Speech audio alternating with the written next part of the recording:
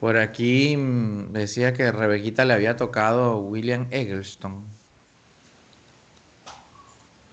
que yo les había hablado, bueno, que era un fotógrafo pues importante dentro de la historia de la fotografía. Es uno de los primeros que se atreve a trabajar con color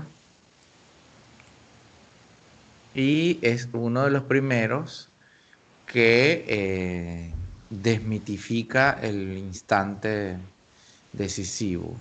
Por ejemplo, esta es una de sus fotos más famosas. ¿Eh? ¿Por qué? Y, ah, ¿Por qué? ¿por qué es famosa? Sí, o sea, que ¿Ah? tiene de extraordinario. De extraordinario no tiene nada cuando tú la ves ahorita en 2021. Pero cuando tú la Ah, veías en ya. 1970 y pico, 80 y algo, sí tenía muchas cosas extraordinarias, porque, repito, la tendencia general y Ujú. la creencia general era de que la fotografía, porque se hizo muy fuerte ese mito del instante decisivo. La fotografía es el instante decisivo. Era como, tenías que estar en el sitio, en el lugar y justo, o sea, ¿sabes? Mm. Presionar ahí el disparador y obturar en el momento, no joda, que estaba, bueno. Y,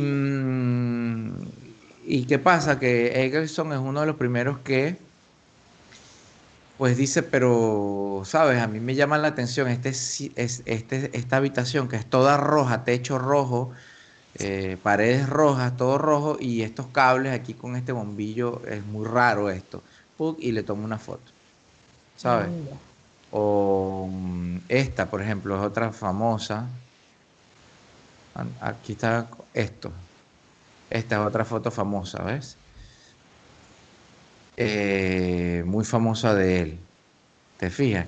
Entonces, Ujú. ¿qué pasa? Que, claro, esto hace un poco como cortocircuito en el cerebro de los fotógrafos de la época, porque es como, ajá, esto hace mucho él, hace juegos de perspectivas, un montón, este, que es como, ajá, pero este tipo que o sea, ¿qué pasó aquí, pues? ¿Entiendes? Como esto, ajá, y lo que tú dices no es una pregunta absurda, es una pregunta absolutamente válida, porque es como, ajá, pero ¿qué hace que esto sea una buena foto o una gran foto? Que es una pregunta común. Y el detalle es que no se trata de que sea o no una gran fotografía, se trata del momento histórico en el que llega. ¿Me Ujú. explico? Momento histórico en el que llega y el cuestionamiento que hace, que es una de las razones fundamentales del arte en general. Eh, si yo pregunto, si yo te pregunto, ¿para qué sirve el arte? ¿Qué me responderías tú? ¿Para qué sirve el Mm. arte? Por una parte, para entretener. Para entretener. Ajá. Para nada, no sirve para nada en esto, para nada. Absolutamente cierto, para así abrir mismo. la mente, no Pero sé. sirve Claro, para cosas. Son cosas claro, como tal cual. intangibles, para cosas intangibles. Ujú. Exactamente. El arte, ¿para qué sirve? Para nada. El arte no sirve para nada, al mismo tiempo que sirve para muchas cosas, digamos. Pero ¿para qué cosas sirve? No, no, pero es que tienes que decir, por ejemplo, si yo te digo un martillo, ¿para qué sirve? Tú dices, bueno, para golpear un clavo, para, ¿entiendes? Tiene una función específica. Luego tú lo puedes utilizar para muchas otras cosas distintas a su propósito inicial. Si no, pregúntale no sé, a cualquier corte del mundo cuántas cuántas ¿Cuántos armas martillos se homicidas ha hace un usado? martillo, exactamente. ¿Me entiendes? O armas de defensa personal, qué sé yo. ¿Me explico? Pero hay una función clara inicial, digamos. El deporte, ¿para qué sirve el deporte? Entonces tú dices, bueno, para mantener un estado físico, la salud, qué sé yo qué. Luego hay otras razones, ¿me entiendes? Monetarias, económicas, los deportistas profesionales, la fama, qué sé yo. Pero el arte en general no tiene una función específica.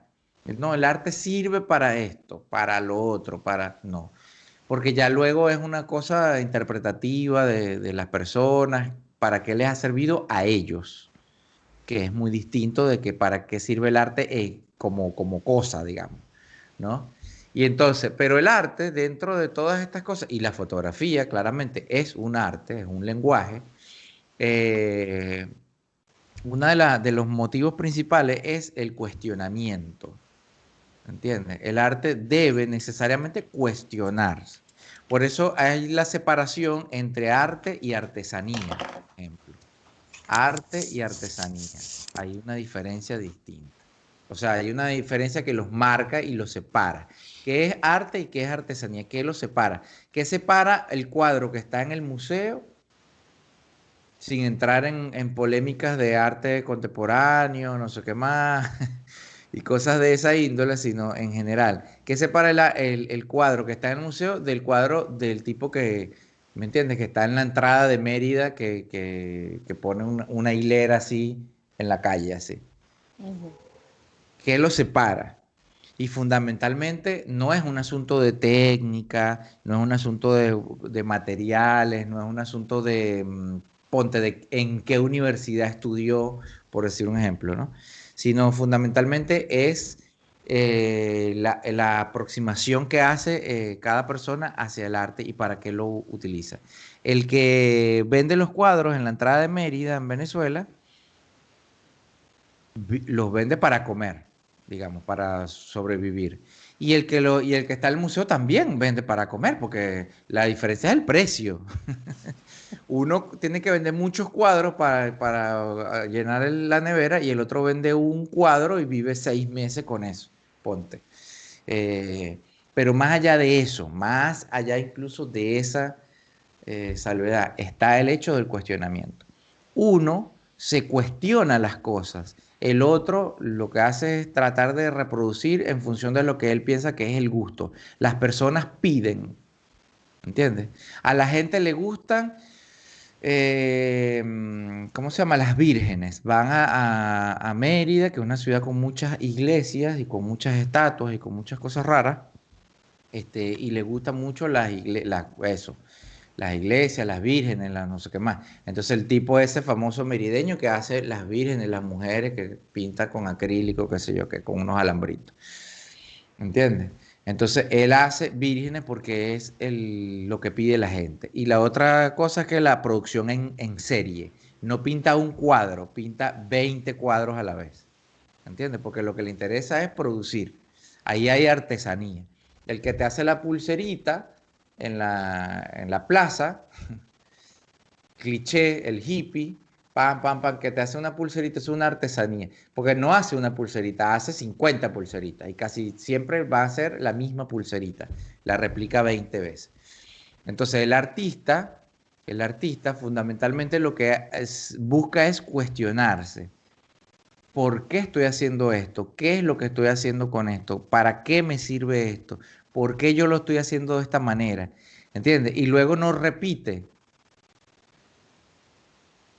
porque lo que va es cuestionándose a sí mismo, ojo, al medio mismo. El por qué yo tengo... eh, Picasso, que se entiende por Picasso uno de los más grandes artistas del siglo XX, eh, uno de los creadores más grandes. Te puede gustar más, te puede gustar menos, pero una cosa que es innegable es que Picasso vive cuestionándose, ¿entiendes? Entonces ahí tienes que si el periodo rosa, que si el periodo azul, que si el periodo cubista, que si el surreal, que si el no sé qué más. Ajá. ¿Y qué es lo que hace con todas esas cosas? Que llega un momento que él se cuestiona, empieza a pintar de una manera, pum, pum, pum, pum, pum, y cuando ya siente que ya se cuestionó todo lo que se iba a cuestionar en función de eso, entonces pasa a otra cosa. Se olvida de que pintó cubista y empieza a pintar de otra manera. Se olvida de que pintó con todo con azul, todo con rosado, todo con no sé qué más, y empieza a pintar de otra manera, porque se está cuestionando. Y eso fundamentalmente es lo que hace que Picasso sea Picasso, digamos, un gran artista y qué sé yo qué. Insisto, más allá de que tú puedes decir, ay, sí, me gusta, no me gusta, no, pero es que el tipo era un misógino, que no sé, sí, está bien, todo chévere, pero no estamos hablando de eso, sino del artista. ¿entiendes? O sea, la persona que hace una obra, ¿entiendes? Se lo cuestiona. ¿Qué sucede con esto? La Rayuela de Julio Cortázar, por ejemplo. Julio Cortázar. La Rayuela es lo que, y si vieron la portada del disco, iba a decir, del libro alguna vez, era un avioncito. En Venezuela se conoce como un avioncito, ¿verdad?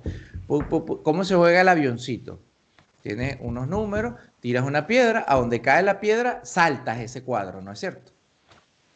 Saltas ese cuadro, y de vuelta le recoges la vaina y así va.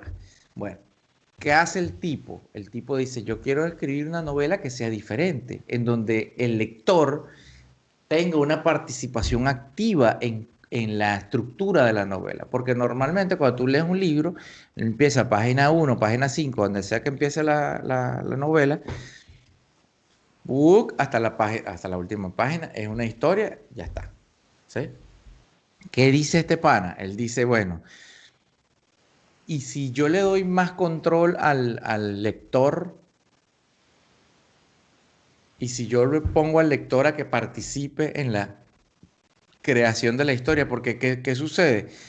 Tú puedes contar una historia de muchas maneras, ¿sí? De muchas maneras se puede contar una historia. Tú puedes decir, fui al banco y entraron unos ladrones y robaron el banco y nos tuvieron de rehenes 3 horas. Esa es la historia. ¿Entiendes? Como puedes decir, como puedes comenzar con, estuve de rehén 3 horas en una oportunidad que fui a un banco. Y la historia es distinta. Porque planteas una cosa es, porque uno era como, érase una vez que fui a un banco y entraron unos ladrones y estuve de rehén. Y el otro empieza de una vez con una cuestión que te intriga. Estuve de rehén 3 horas. Y tú te preguntas, ¿cómo es eso? ¿Entiendes? Y después te dice, fui al banco y bueno, entraron unos ladrones, no sé qué más. En fin, hay muchas maneras de contar exactamente lo mismo. ¿Ya? Entonces, pero esa la plantea el narrador, el que cuenta la historia. ¿Sí? El 100 años de soledad, muchos años después, frente al pelotón de fusilamiento, es eso. Tú dices, ajá, ¿y por qué este tipo está frente al pelotón de fusilamiento? De entrada te pone esa pregunta en la cabeza. Y de ahí tú te quieres quedar hasta el final. Las películas. En las películas, cuando tú estás viendo una película, que estás ahí, comienza, para, ajá, ay, buenísimo, ay, me encanta, como empieza, qué sé yo, Paramount Picture, whatever. Chan, y empieza una persecución, una gente corriendo, ¿qué pasó aquí? Ya va, ¿cómo es esto? ¿Entiendes? Ese tipo de cosas, o la película Irreversible, ¿vieron alguna vez la película Irreversible con Mónica Bellucci? Sí, no lo volveré a ver. Claro, eso es una película para ver una vez en la vida. Película Irreversible es una película increíblemente poderosa, increíblemente potente, una vaina loca, pero es para ver una sola vez, porque fundamentalmente todo gira en torno a la violación del personaje de Mónica Bellucci, que además es una escena muy impactante, porque es muy real. Después vi porque incluso, o sea, bueno, es muy fuerte la escena. Después vi que medio que había partes que habían hecho como en computadora, no sé, porque es tan impactante que tú dices, no puede ser.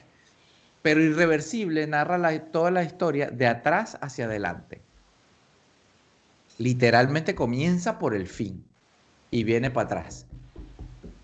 Y se llama Irreversible, bueno, porque hay un juego con la manera de cómo lo cuenta, pero hay un juego con el acto en sí. Porque una violación es una cosa irreversible. Ese daño está ahí, ya está hecho. ¿Entiendes? Entonces, a lo que voy, ese cuestionamiento, esa manera pero yo no voy a contar la historia, porque si no es una película de una violación y ya, ¿entiendes? Y es como, no tiene tanto punch, ¿sabes? O la película Ciudad de Dios, por ejemplo. Si la vieron, sabrán que el tipo dice, bueno, y aquel que está allá es ese pequeño, pero todavía no vamos a hablar de ese pequeño. Y sigue por aquí. más adelante en la película te vuelve a poner en la vaina y entonces y se va por este otro lado con ese pequeño. Y eso es impresionante. La narrativa de esa película es increíble. Entonces a lo que voy es, ese cuestionamiento en donde tú has, mismo en Netflix, ¿cómo se llama? Hay una Black Mirror, puede ser, pero la película, que es interactiva, que tú seleccionas, Ajá, se meta por sí. aquí o se meta por acá. Bandersnatch. ¿Ah? Bandersnatch, algo así se llama. Ajá, bueno, que tú seleccionas, tú dices, no, que se Sí. meta por aquí y el final cambia, o sea, la película es otra. Ujú. ¿Entiendes? Dependiendo de lo que tú elijas. Entonces, ese poder que tiene el espectador es increíble. Es una de las cosas que hace que el maestro Soto, por ejemplo, de Ciudad Bolívar, sea tan increíble. Porque él decía, la obra de arte la completa el espectador. Tiene que meterse, ¿me entiendes? El gran, ¿cómo se llama? El gran cubo amarillo, una cosa así se llama, no recuerdo cómo es el nombre exactamente. Que estaba ya en el Museo de Ciudad Bolívar en el medio. Tú te metías, tú completabas la obra, ¿me entiendes? Una cosa que tú participas de ella. Eso es cuestionarse el medio en sí mismo. Te cuestionas el medio, pero ajá, pero ¿por qué yo tengo que decirle al espectador por dónde se va a ir? Porque el que lo mira no puede decidir. Y ya ahí cambia todo. ¿Entiendes? Y así, y fíjense que puse el ejemplo de la literatura, del cine, de las artes plásticas, en fin, todo. Los documentales. Tú ves un documental, que es una película fundamentalmente, ¡pum!, de pe a pa. Ahora hay una cosa que se llaman e-docs, documentales interactivos, que son páginas web que hacen documentales que tú seleccionas el orden en el que tú ves las cosas, ¿me entiendes? Porque son menús, en una página web son menús y tú quieres ver esto primero, después lo otro, y tienen texto, tipo crónica, tienen sonido, tienen audio, tienen audiofotos, que es una cosa que después vamos a ver, que literalmente es una foto que tú escuchas, ¿me entiendes? Una foto de una calle de Nueva York y tú escuchas los autos, el tráfico, la cosa, tiene otra, te lleva a otro lugar necesariamente, ¿me explico? Entonces, en ese sentido, ese cuestionamiento es lo que hace que una cosa sea arte y la otra no sea arte. ¿Entiendes? En la artesanía no se cuestiona nada, la artesanía lo que busca es reproducción en masa. Walter Benjamin, la obra en su época de reproductibilidad técnica. ¿Entiendes? Por eso es que la fotografía le costó tanto llegar al punto de arte, porque decía, ajá, tú tienes un negativo, pero después lo puedes copiar 20 veces. ¿Entiendes? O 50 veces o 100 veces. Y eso fue esa fue la traba principal que tuvo la fotografía a la hora de ser, bueno, vamos a decir, considerado un arte. Fíjate que el séptimo arte es el cine, que es hijo de la fotografía. Si en la fotografía no existiera el cine. Entonces tú dirías, bueno, entonces el sexto arte es la fotografía. Pues no, ni siquiera está en la lista de las artes, la fotografía. O sea, como que tú digas, no, bueno, entonces el octavo. No, no está. Los cómics lo meten ahí antes que la fotografía. Es muy loco, pero tiene todo el sentido del mundo, porque, ajá, si tú dices que una cosa que tiene un trabajo, pam, pam, pam, pam, y el otro lo que hace es mandar, porque lo que le interesa es reproducir, tiene todo el sentido, ¿no es cierto? Acá el cuestionamiento no es del medio, que el medio tiene unas limitaciones técnicas o unas ventajas técnicas, está muy bien. Ay, porque el pintor pasa 20 horas para hacer un árbol, que no sé qué más, que se vea, bueno, real, qué sé yo. Bueno, genial. Y el fotógrafo hace, no sé, un segundo, un tercio de segundo, un sesentavo de segundo y ya salió el árbol perfecto. Pero como siempre he dicho, la fotografía fue lo mejor que le pudo haber pasado a la pintura. ¿Por qué? Porque al llegar a la fotografía, la pintura se libera de la responsabilidad de reproducir la realidad. Y entonces se da el espacio a que el pintor pueda darle rienda suelta de su creatividad. a lo que él, a cómo él se relaciona con esas cosas reales, digamos, a qué es lo que él imagina, a cómo la percibe la realidad. Y no existiera Dalí, no hubiese sido posible Dalí en el siglo XV, qué sé yo, no hubiese sido posible, no hubiese sido posible porque hubiese sido como un loco, no sé, que fumaba opio, ¿entiendes? No sé, como una vaina que no tenía ningún tipo de sentido. Porque como siempre digo, todos los artistas tienen que ser artistas de su época. Todo el arte tiene que ser un arte de su época, por eso ahorita hay arte digital y se considera artista digital. Y hay vainas ¿cómo se llama? Como los VJs, ¿no? Que son como los DJs pero de video, que hacen instalaciones con video tomando en cuenta las dimensiones de los lugares, ¿me entiendes? Con esta vaina de reconocimiento, como los Nintendo Wii, el otra vaina que había que no me acuerdo cómo se llama ahorita, Kinetic o algo así. ¿Me entienden? Donde se toman en consideración esas cosas. Hay arte que hacen con código, programadores que hacen en vivo. Se llama live coding. Y entonces los tipos están codeando, o sea, están programando. ¿Entiendes? Este, luego de que la época, ¿cómo es, Carlos? A veces el artista trabaja en un año, por llamarlo de alguna manera. Sí, Cuando pasa ese tiempo es que los críticos dicen, no, es que él era de tal época, tal. Porque muchos artistas hacían trabajo, pero no se les claro. reconocía porque alguien estaba trabajando de X manera o de Y. Claro, como eso que llaman adelantado a su tiempo. Sí, sí, sí.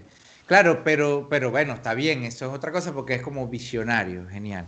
Pero lo que yo digo es, porque viste que hay gente que entonces, o sea, tú no puedes ser un fotógrafo en el siglo XXI, ahorita, en el año 2021, y, ajá, porque a mí me gusta la fotografía analógica que llaman, que a mí no me gusta, repito, llamarla analógica, fotografía química. Bueno, genial, tú puedes hacer fotografía química en el año 2021, por supuesto. La cosa es que no puedes hacer el mismo tipo de fotografía de cuando la época analógica, no, tu sujeto de fotografía no puede ser el mismo, no puede ser, porque ya pasaron 40 años de eso.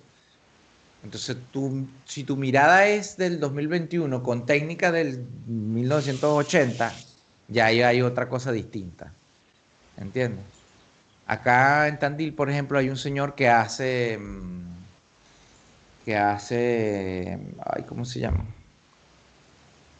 Tiene una de estas cámaras gigantescas, que es una vaina así con placa de vidrio. ¿Cómo se llama? Okay. Colodión húmedo, es ese, ¿no? Colodión húmedo, exactamente. Colodión húmedo. Hace colodión húmedo.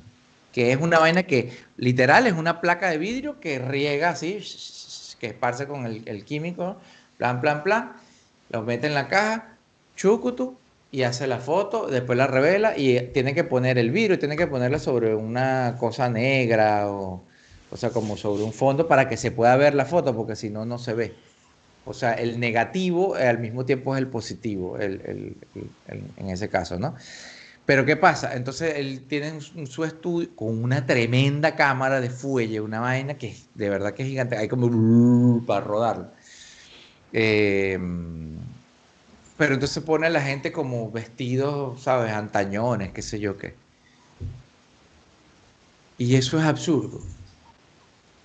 Es como anecdótico. Es anecdótico. Ay, me tomé una foto, es anecdótico, pero no, no Es es arte. como de turismo. Claro, exactamente. Es turístico absolutamente. Turismo en el tiempo. ¿Entiendes? Pero no es arte. ¿Por qué no es arte? Porque él no está planteando nada, no está cuestionando nada, no está cuestionando el medio, está haciendo una foto de hace 200 años en la misma manera que hace 200 años. Entonces, ¿cuál es el chiste? Hay algo que tiene que hacer diferente para que pueda decir, ajá, aquí hay una vaina que es brutal. ¿Entiendes? Porque si no, no tiene sentido. Que es una vaina con Gustavito, con Gustavo González, que todo el tiempo me dice, porque a él le gusta mucho esos procesamientos como vintage o como ¿sabes? Y bueno, genial, Gustavo. Pictorialista, es una onda como pictorialista, que un movimiento estético, pues. Bueno, genial, pero ¿cuál es tu sujeto? O sea, hay algo, siempre tiene que haber algo que sea distinto, porque no puedes hacer, ¿sabes? Es como, si no, no tiene sentido, simplemente. ¿Me explico? No, no tiene sentido. Es como que tú, qué sé yo, como ahorita, por ejemplo, que lo critican tanto, Marco Música, no, porque Marco Música, el otro, toda esa gente que se pone trapos en la cabeza, Ah, que hacen, insoportable. claro, que hacen sketches y vaina. ¿Qué sucede? Ese humor está completamente fuera de tiempo, absolutamente fuera de tiempo, por muchas razones. Porque es un humor machista, porque es un humor cosificador que plantea un tipo de mujer que no es. Claro que sí existen mujeres así todavía, como no, pero no es la generalidad, ¿entiendes? No es que las mujeres son, ¿entiendes? Los hombres son, porque eso no es real. Y luego, también hay recursos técnicos para que si tú te vas a disfrazar, marico, te pongas en una buena, no con un trapo en la Hazlo bien, cabeza, sí. ¿entiendes? Claro. Hay muchos recursos actualmente para eso. Entonces, no es es un humor fuera de tiempo totalmente. Lo que pasa también es que la sociedad venezolana es una sociedad en general fuera de tiempo también. Porque la sociedad venezolana es machista, retrógrada, entonces por eso sigue pegando. ¿Entiendes? Pero en términos generales, es, es absolutamente ridículo y absurdo, ¿me entiendes? No puedes hacer, mismo el Conde del Guácharo, ponte, esa gente que no pueden, hay ciertos chistes que ya no caben, ¿entiendes? No, no tienen sentido, ningún tipo de sentido, porque la sociedad ha cambiado, el mundo ha cambiado en muchísimos aspectos, ¿ves?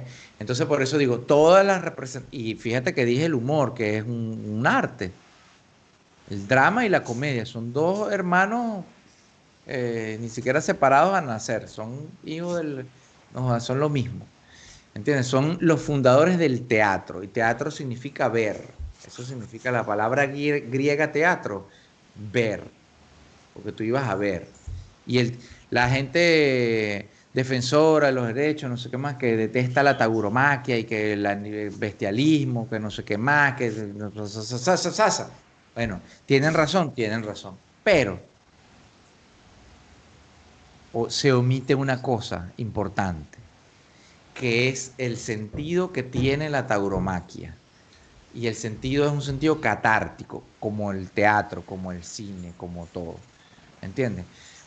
¿Qué pasa? Yo no sé si ustedes han visto alguna vez, bueno, una película, ponte, de boxeo o de artes marciales mixtas, se llama. MMA, Ultimate Fighting, qué sé yo.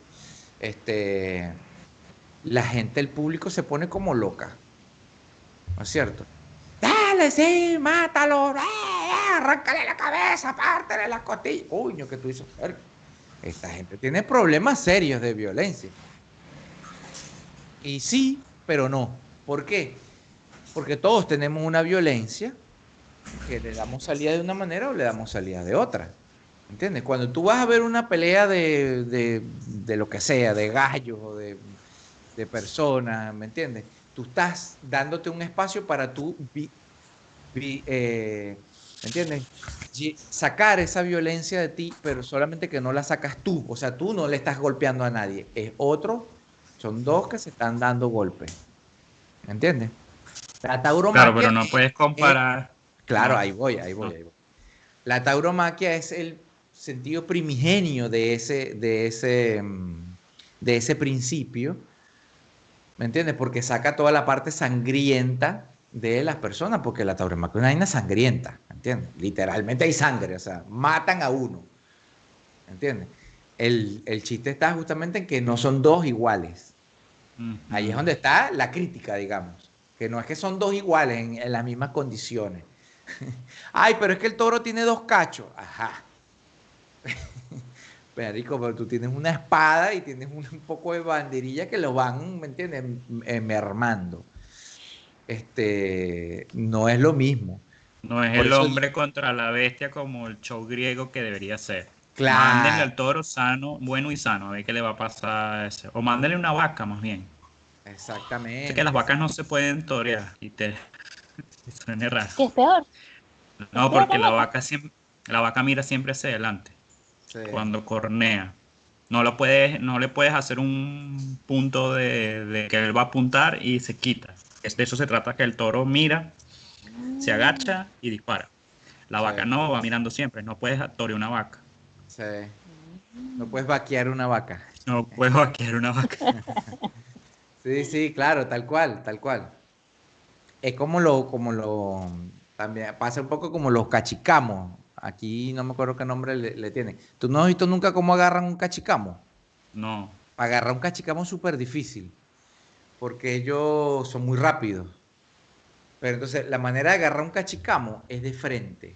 El cachicamito está ahí y el que lo va a agarrar se le viene de frente, porque el cachicamo tiene la visión hacia los lados, pero de frente no mira.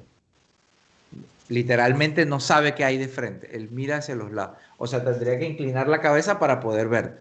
Entonces se le viene sigilosamente, se le pone literalmente enfrente y lo agarra por la cola. Tiene que agarrarlo. Entonces el cachicamo es cuando se enrolla y se tira como un peo, una vaina como ácida, súper desagradable. Pero es la manera de agarrarlo, porque si va... No, que somos entre tres, no pueden agarrar. No puede, tiene que ser uno y es de frente. Ra, ra, ra, ra. Es muy loco. Pero es por la visión. Bueno, tal cual. En fin, que la cosa es que ahí, bueno, con el respecto a la tauromaquia, yo entiendo, y sí, claro que tienen razón, pero al mismo tiempo es como, bueno, hay ¿me entiendes? Hay una razón de eso, de esa cosa. Que bueno, que estamos en el siglo XXI, que ya tenemos que... Está bien, pero lo que pasa es que el ser humano es bastante animal, en realidad. Es bien, es una bestia realmente. Es una vaina absurda. Eh, entonces, a lo que voy es, ese tipo de cosas tienen un sentido porque hay esa cosa que yo creo que he mencionado antes, del pacto del espectador. Pacto del espectador es, yo te voy a creer todo lo que tú me digas. Cuando tú entras en una película, tú haces ese pacto del espectador, que es un pacto tácito, que se da. Yo te voy a creer todo lo que tú me muestres. Cuando tú lees un libro, cuando tú ves una fotografía, en fin, en fin, en fin, tú engáñame, ¿me entiendes? Cuando tú vas a un show de magia, ¿te fijas? Ay, pero ¿cómo lo hizo? Uno se pregunta, ay, pero ¿cómo hizo eso? Pero no queda más que en esa pregunta. No es como que tú te pones a tratar de, salvo alguno que siempre pasa, que hay alguno que es como más necio y quiere, ay, ya sé cómo le hice. ¿Entiendes? Como sabotea la vaina, porque se la da de inteligente. Bueno, genial. Pero el chiste es engáñame. Tú vas ahí para que te engañen. Déjame creer. Y entonces, ¿por qué tú te ríes? ¿Por qué tú lloras? ¿Por qué tú te conmueves? ¿Por qué tú te emocionas con una película, con una novela, con una fotografía, con lo que sea? Porque tú estás haciendo catarsis. Y la catarsis es liberarte de una cosa que tú tienes, ¿entiendes? A través del otro. Ese proceso es catártico, se llama catarsis por eso, tú te liberas. Entonces, cuando tú lloras, tú no estás llorando porque Rose soltó a Jack y Jack se murió congelado en el Atlántico. ¿Entiendes?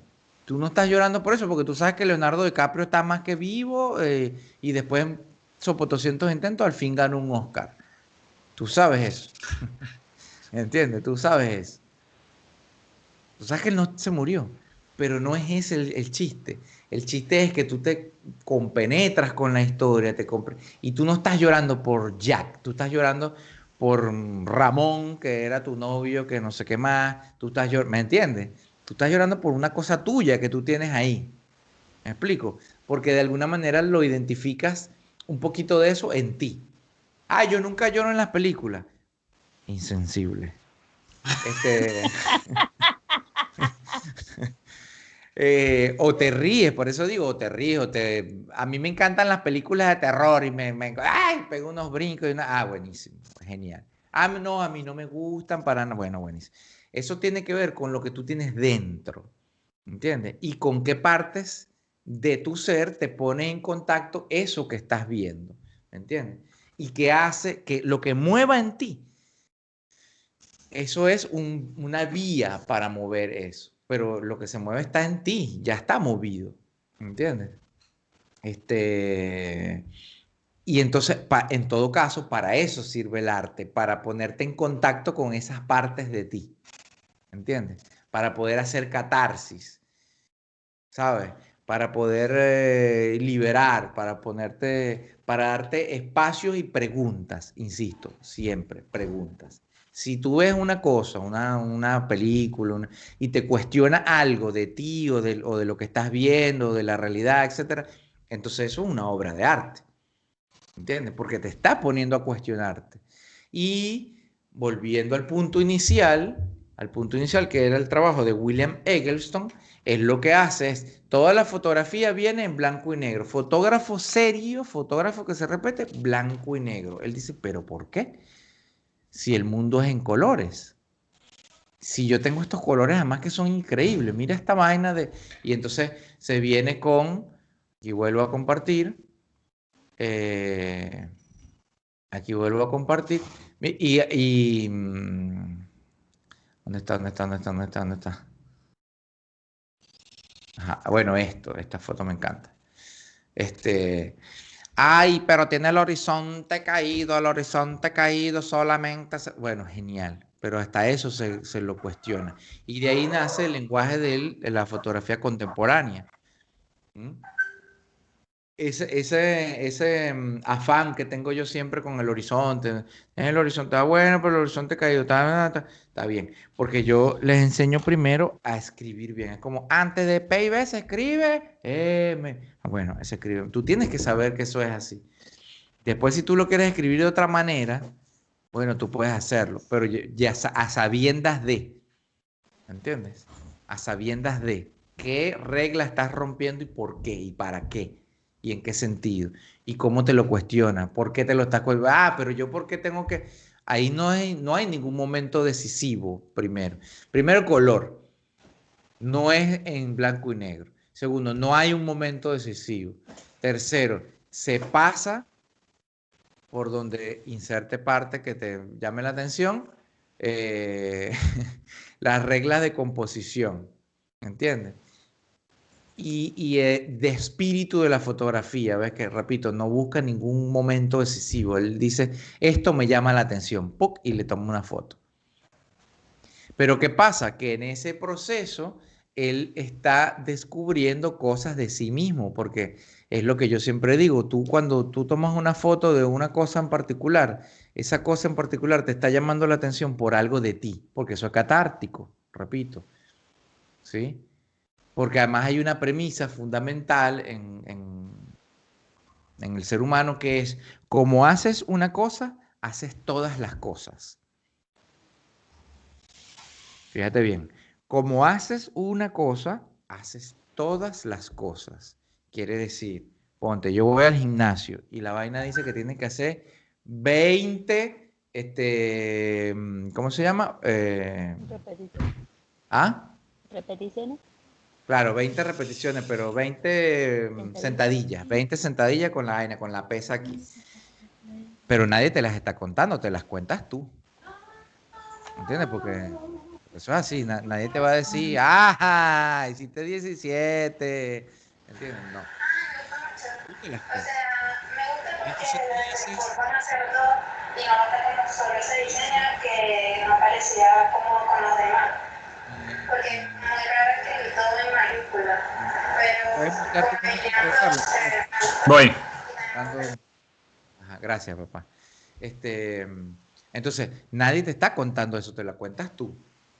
Si tú haces 17 y la próxima vuelta haces 15 y la próxima vuelta haces 18, así mismo, ese no hacerlo como debe ser, eso lo aplicas tú para el resto de las cosas de tu vida. Entonces, ese comerte esas cosas que dejar de hacer, entonces eso te lo va a aplicar, mira, en tu trabajo. No importa si yo entro a las 9, entro a las 9:05, ¿qué importa? Son 5 minuticos, ¿entiendes? No importa si la clase era a no importa, o sea, ¿qué tanto? Yo llegué un poquito más tarde. o yo no voy, no importa, porque esta es piedrita que caiga en el techo de todos los que no vinieron hoy. Bueno, no importa, porque qué tanto, ¿entiendes? La tarea, hay una tarea, bueno, pero ¿qué importa? Si, ¿entiendes? Como haces una cosa, haces todas las cosas. Si tú eres súper prolijo porque te gusta la vaina ordenadita, tienes un cuaderno amarillo para la no sé qué más, un cuaderno rojo para las deudas, un cuaderno no sé qué más, y todo así bien prolijito, con etiquetas, entonces marcas la vaina en fin. Si tú haces eso, así mismo haces muchas otras cosas. Ponte, cuando tú vas a descargar tus fotos en tu computadora, tú las pones en una carpetica. Eso, cada quien analiza su propio caso. ¿Entiendes? Date cuenta de qué estás haciendo en un ámbito de tu vida que aplicas como norma general, como cosa general, en otros ámbitos de tu vida. Eso es así. ¿Entiendes? Capaz tú dices, no, pero yo dejo de hacer las repeticiones tales en el gimnasio, pero yo, qué sé yo, en el trabajo soy súper correcto porque me encanta mi trabajo. Ah, entonces no te gusta tanto el gimnasio. Entonces, igual dice lo mismo de ti. En las cosas que te gustan, si eres exigente, y en las cosas que no te gustan tanto, ¿qué haces? ¿Por qué? ¿Por qué haces gimnasio entonces, para comenzar? ¿Entiendes? Si no te gusta tanto. Entonces, volvemos a lo mismo. Es cuestionarse. ¿Sí? Es cuestionarse. Y cuando tú sabes y empiezas a ver tus fotos y dices, ah, mira, pero yo busco, o sea, vas a encontrar como puntos comunes en tus fotografías. Y esos puntos, ponte, líneas rectas, no, porque me gustan las líneas rectas, los colores, no, porque me gustan las cosas rojas, no, porque me gustan, te vas a ir dando cuenta en qué estás fijando tu atención. Y ese en qué estás fijando tu atención te va a hablar mucho de ti mismo. Por eso es que yo siempre digo que la fotografía, y ya se los he comentado en otras oportunidades, es muy terapéutica. ¿Por qué? Porque te lleva a lugares de ti mismo que capaz tú no eras consciente inicialmente o de los cuales te pueden llevar a otros lugares de ti mismo. Porque tú dices, bueno, le estoy haciendo muchas fotos. Siempre cuento el caso de mi amiga Angélica en el festival de fotografía que hicimos en Ciudad Bolívar. Carlitos, yo no sé si tú te acordarás. ¿Te acuerdas de Angélica? Sí.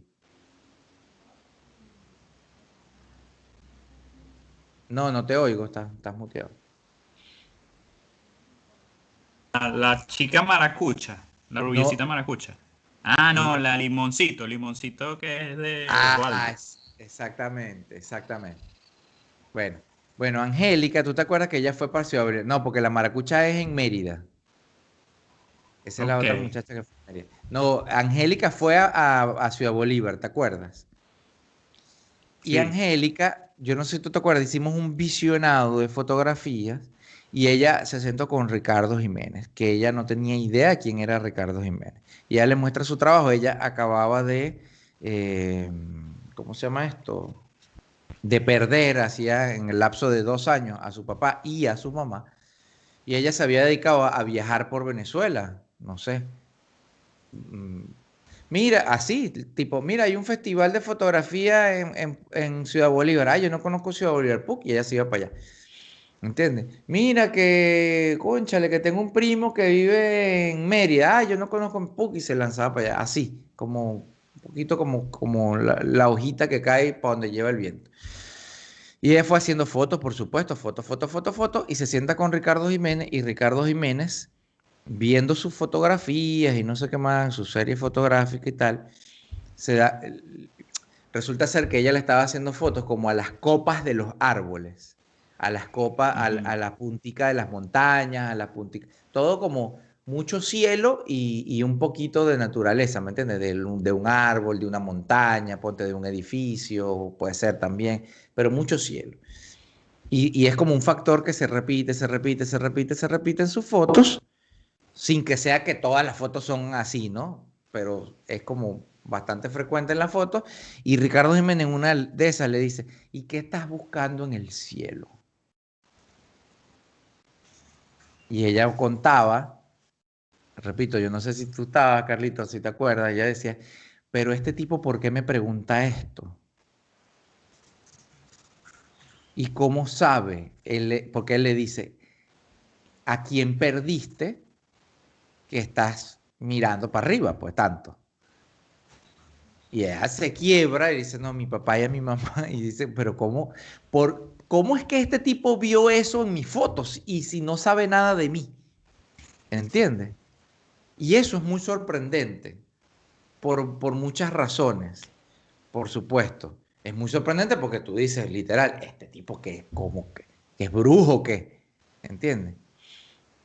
Pero resulta ser que cuando tú fotografías, que es lo que yo siempre digo, a la cosa que fotografías realmente te representa a ti.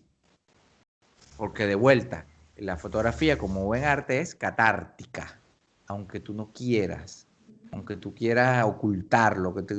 No, pero es que no, yo soy muy inteligente, yo eso le paso por... No, siempre te retratas a ti. Siempre, cualquier foto que tú hagas, sales tú, aunque no salgas tú. ¿Me explico? Entonces, claro, y eso era una cosa que ella no estaba haciendo conscientemente. No es que ella pensaba en su papá y en su mamá ¿entiendes? Y hacía esas fotos. No, ella no hacía eso. Ella simplemente le llamaba la atención. Pongo comillas porque es como mágico. Ay, no, me llama la atención, como fortuito. ¿Entiendes? Como una cosa casual. No, es que me llama la atención. ¡Puc! Y le toma la foto. Me llama la atención. Lo que sucede es que hay algo en ti que está pulsando hacia ese lugar, que te está llevando la mirada hacia ese lugar, que tú no has identificado porque tú no estás mirándote a ti mismo. Tú no te estás cuestionando, insisto. Y ese es un elemento fundamental del arte, el cuestionamiento, el autocuestionamiento. ¿Entiendes? A través de la obra, si no cuestionas, si no te cuestionas, entonces es como esa cosa que yo siempre digo, es bonito. ¿Entiendes? Está muy lindo. ¿No? Y la foto, ¿qué te pareció? Muy linda. ¿Sabes? Está bonita. Pero no hay cuestionamiento. Entonces, al no haber cuestionamiento, es bonita y ya. Ojo, que no tiene nada de malo. Por supuesto que no. Puede ser bonito y ya. Pero lo que sucede es que no te va a llevar a otros lugares de ti mismo y no va a haber un crecimiento artísticamente hablando. ¿Sabes? Porque no te estás cuestionando. Para que exista un crecimiento, debe haber cuestionamiento, a juro. Y esta frase tuviera Rebequita aquí, ¿ves? Para una ramera. Joda. ¿Entiendes? Y eso es lo que hace que William Eggleston, que tú ves esa foto, que tú dices, ajá, pero ¿qué tiene esa foto? Porque es una gran foto. Y ahora se entiende, ¿no? Sí. Y se entiende además por el contexto, repito, histórico, porque cada artista y todo el arte es un arte de su tiempo, ¿entiendes? Por eso es muy importante, porque es como escuchar los Beatles, tú escuchas los Beatles y tú dices, ajá, pero esto cualquier rock, o sea, no tiene nada de especial. O Queen, tú escuchas Queen y dices, ajá, pero bueno, el tipo canta rechísimo y ya. Ajá, pero ponlo en su tiempo y date cuenta de todas las cosas que hace distintas a lo que se hacía en su tiempo y verás, coño, con razón, ¿entiendes? No lo puedes comparar con ahorita, porque entonces es como cuando sacan de contexto unas declaraciones, ponte, ¿sabes? De alguien, que sucede mucho, porque bueno, clickbait, pues, este, para que la gente entre, ay, qué sé yo. Fulanito dijo tal cosa. Ahí está Jean-Marie y Alex Goncalves con una orden de detención. Porque dijeron, qué sé yo qué, de un tipo que yo particularmente ni siquiera sabía quién carajo era ese animador. No sé, ¿entiendes? O sea, es como descontextualizado. Por eso es muy importante siempre, si tú ves a un artista, revisa un poquito su época, cómo era ¿cómo se llama? Ese arte, el que sea que practique, en su tiempo. ¿Cómo era? Si era un pintor, ajá, ¿cómo pintaban la gente que era contemporáneo con él?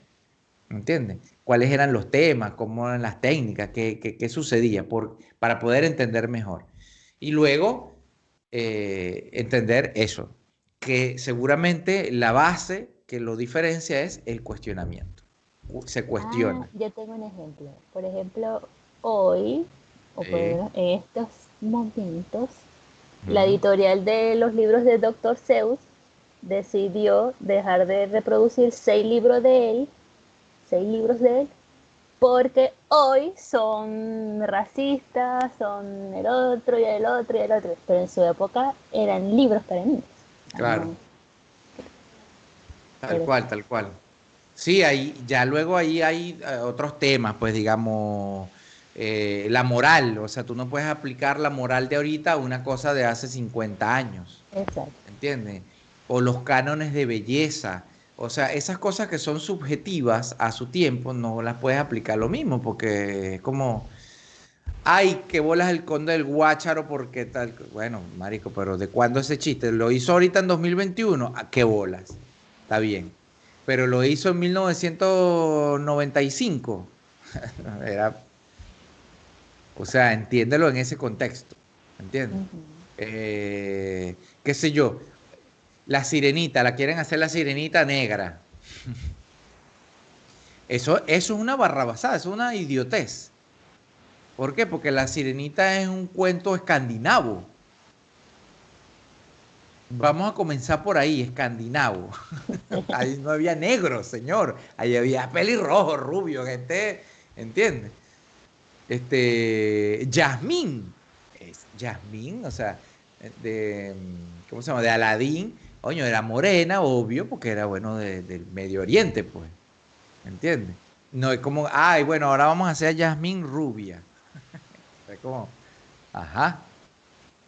Por eso, claro, la imagen de Jesucristo, ahora que estamos en Semana Santa de Jesucristo, esa imagen de Jesucristo rubio o azules, es ridícula, sinceramente. Es Ujú. absolutamente ridícula, coño. Un tipo, naguará, de Palestina, de por allá. ¿Cómo va a ser rubio? Allá no hay gente rubia. Si es rubio y está en Palestina, seguro tiene, ¿cómo se llama? Crocs y bermudita y uno, porque es un turista, pues. Y una cámara guindada aquí en el rubio con, claro, así Nicolás. mismo es. Rubén Blades Dixit, así mismo es. Ligia Elena. Bueno, se entiende lo que explicaba de William Eggleston y del arte, bueno, todo. Utilicé a William Eggleston como excusa. Ujú. ¿Se entendió el tema?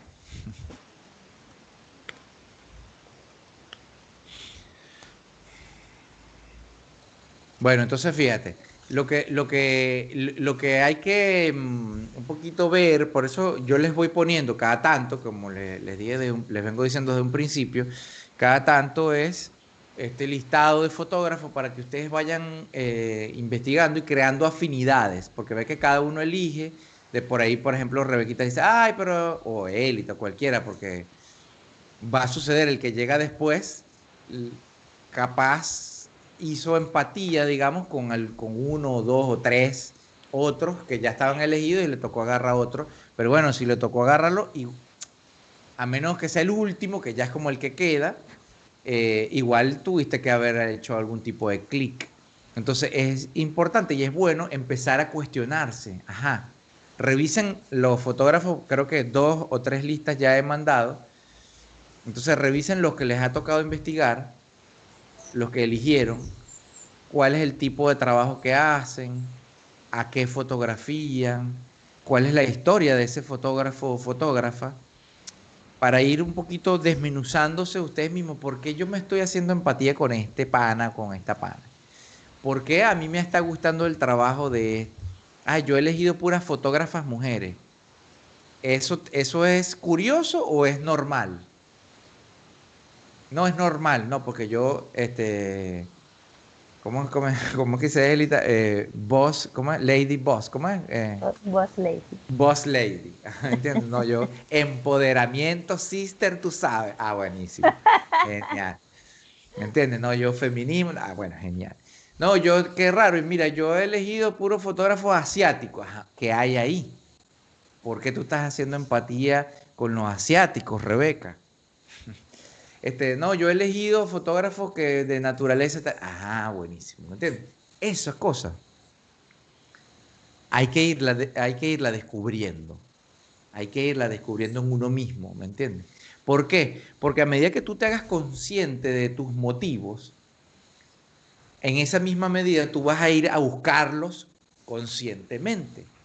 Y al buscarlos conscientemente, los vas a encontrar en todos lados. Este ejemplo, fíjate, esto a todos nos ha pasado. Llego yo y me compro una combi. Y llego allá a la casa de Carlito. Mira mi combi que me compré. Hippie. Tú lo sabes, bebé. Tú tuviste bastante en esa combi. Llego ya a la casa ajá, y Carlito por ahí no había visto la combi, no le había prestado nunca atención a una combi, no sé. Desde ese día empiezas a ver combi por todos lados, ¿cierto? O fulanita se pintó el pelo de rosado, una persona cercana, y en ese momento empieza, mira cómo hay gente que se pinta el cabello de rosado, empiezas a verlo como mágicamente. Mágicamente un cuerno. Lo que pasa es que ahora lo haces consciente que la gente se pinta el pelo de rosado, ponte, o que existen las combis, y como lo haces consciente, lo ves más conscientemente. Entonces, cuando tú te haces consciente de tus motivos y de las cosas con las cuales tú estás empatizando, las vas a encontrar en todos los lugares más fácilmente. ¿Entiendes? Simón Por lo Bolívar. menos, por lo menos yo cuando las elegí, a las dos que ya hemos visto, Sí. es porque tienen cosas que o me identifico con ellas o que hacen cosas que me gustarían hacer. Entonces Bien. digo, esta es. En cambio los Perfecto. otros como que no he sentido así ese feeling, esa cuestión como que este Perfecto. sí, no. Bueno, Entonces yo pero me he preguntado eso, ¿por qué me Ajá. gustan estas? Sí lo he Perfecto. hecho. Genial, pero entonces escríbelo. Esta me gustó por esto Ujú. y esta me gustó porque hace esto que me encantaría hacer. Pero identifica qué es eso que te gustaría Sí, hacer. Identifícalo, ponle un nombre, un apellido. ¿Entiendes? Y eso qué va a hacer que puedes ir buscando justamente la manera de hacer eso que quieres hacer. ¿Sabes? Es muy importante. Carlitos. Te voy a mandar algo aquí porque me llama la atención. Ujú. El, el, el DNG, Sí. ¿cómo me lo muestra ya que se carga? ¿Cómo me lo muestra el Capture One y cómo yo lo veo en el visor de imágenes? Yo no sé si el visor de imágenes pretende hacer alguna especie de revelado. No sé si puedo. es Antes de como NG desde el teléfono granul, y Ajá. procesada, ok. Pero como mira que cómo me la muestra el Capture One que lo pasé allí. O sea, es una foto como prácticamente velada. Así me lo muestra el antes del Capture One. Si lo veo desde el Ah, Capture One. ok. En la compu te lo muestra así. Ajá. Ah, guara. Lo voy a mandar una captura de la división de los colores después que lo trabajé. Y es que el del teléfono no queda muy bueno. Te voy a Qué pasar raro. esto. Bueno, así lo trabajé y salió algo, pues. No sé.